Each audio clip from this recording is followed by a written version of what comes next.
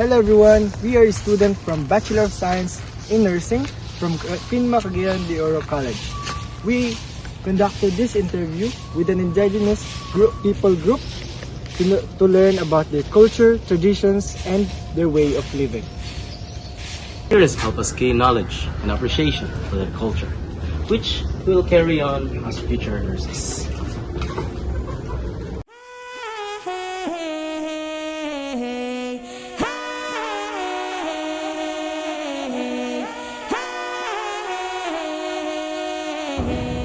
Mayad na altaw, mayang buntag.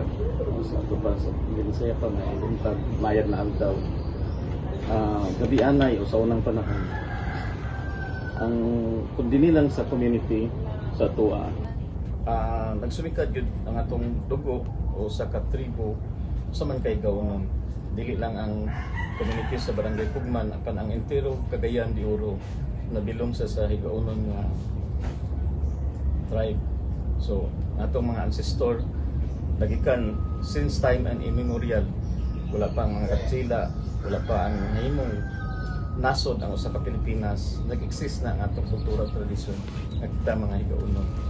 So, ang Pugman mismo gikan sa pulong nga Yugman, Uway. So, traditionally gikan gid siya sa pulong nga Nitibo, Uway. So, kita karon kining sa Busasaw sa ganiya ta karon ang among kaliwatan sa Kabinyaw gikan kang ako Busasaw kanto dito sa kang ako Mansandinaw. So wala pa na ang mga Katsila nangabot. So mao na ang mga origin pa dinhi sa ako.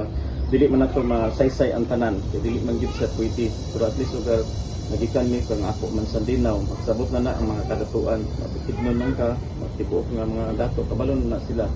So diha amikan among katigulangan sa kaliwatan sa Binyaw. So dinhi sa Dapita mo ning gikanlan og Busasaw sa tubang wild na pagbusawan, kasabot mga isog ang mga tao dinhi sa una. Dinhi ang among katigulangan nganlan sa Busasaw na. So kaya sa gilubong Dapita sa unahan.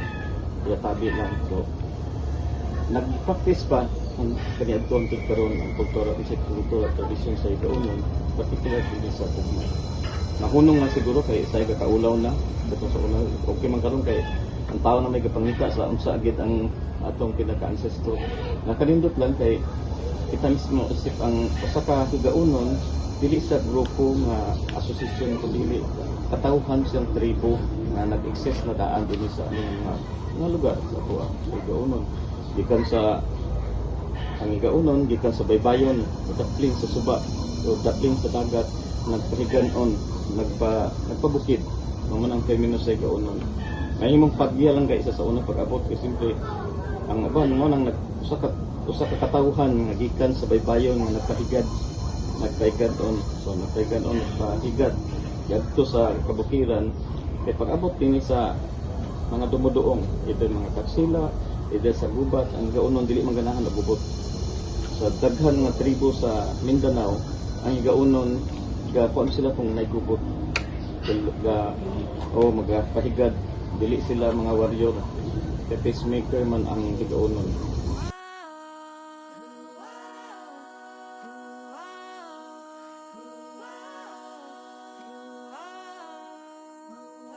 Ang ubang nga kumingon sa yellow, nagsimbolo man na sa pambulawan, diba? Kung puti, itong iyakang purity o itong patas o ang itong sad nag-represent man siya, dagan siya ang kini nag-represent man ni sa yuta katugod siya ang tribo manggod nagpuyo man sa ang kinabuhi naman sa iyang yutang kabilin o gisawag ancestral land. Kung mabuwag na ang tribo diha sa iyang yutang kabilin, matampo na siya sa informal settler, mawala na sa iyang kultura. So kinahanglan nga ang tribo, ang IP, magpabiling din siya naagid sa sulod sa iyang ancestral domain, yutang kabilin. Kay kung na ang yutang kabilin, mapasa pa niya ang iyang kaybalog tanan dito sa iyang sumusunod. Dili sa sila maglisod. Abunda man ang ancestral domain. So nag-represent na siya nga itom, ang pula, simple, ang iyang pero iyang kadasig, ang kaisog na aman akong kabilin. Skills, mga or kanang mga crafts sa inyong tribu, sir, na na-share na sa uban, sir? Sa mga Christian? So pa sa ato kung kanang gitawag na to, kung in English man gid nato kay para mas masabot ug sa uban. Na naman pa kanang gitawag nito Indigenous Knowledge Practice System. So ang ITSP na to dili siya kanang ang skill nga imong gatun-an sa eskwelahan na formal. So dili ang Indigenous Knowledge Practice System sa usa ka kaunon o usa ka tribo nagsulikad na sa atong mga katigulangan sa mga pananglit. Ang carving, wala may formal nga kaya nang mayon ka nga mag-eskwela at artista.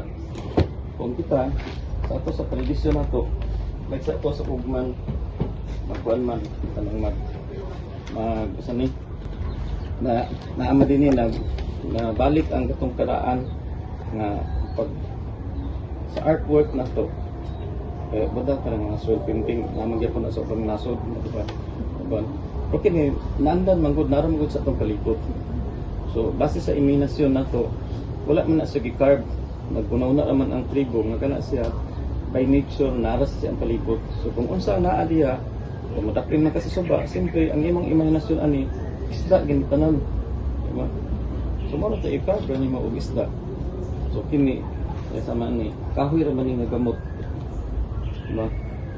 So imo na di art din siya gitangad mata di so sa isda nga balo o kanang taas ng isda. So, kaya sa amo, sir, na mga bata na gusto magtuon about sa inyong culture o unsa man po ang mga sulti para sa mga future generation o answer na continue your traditions pa, sir. Ako lang sa pagpanawagan ay sa inyo nga mga estudyante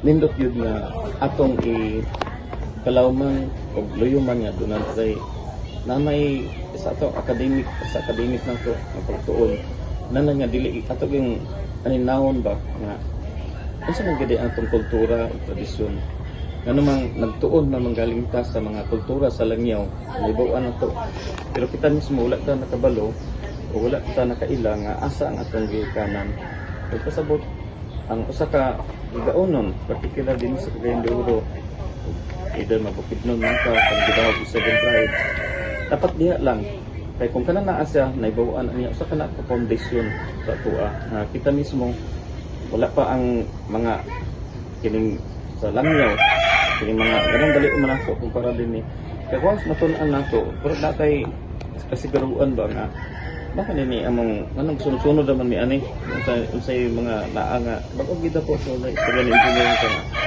kuan naa man detect kagaling ng mga tradisyon so naay mga bugat nga tradisyon nga dili na to baka makaya pero kato lang mga posible nga matun-an nato kay kana mo siya dili na values sa ato sagrado man na para sa amo nga pagpanunon sagrado na siya na kung sa inyong mga estudyante nindot man nga natin natun-an sa abot sa kultura. We are grateful for the time and stories shared by the community we interviewed. This activity helps us understand their history, practices, and current experiences. It also aims us to promote cultural awareness and respect. Ooh, ah, ooh.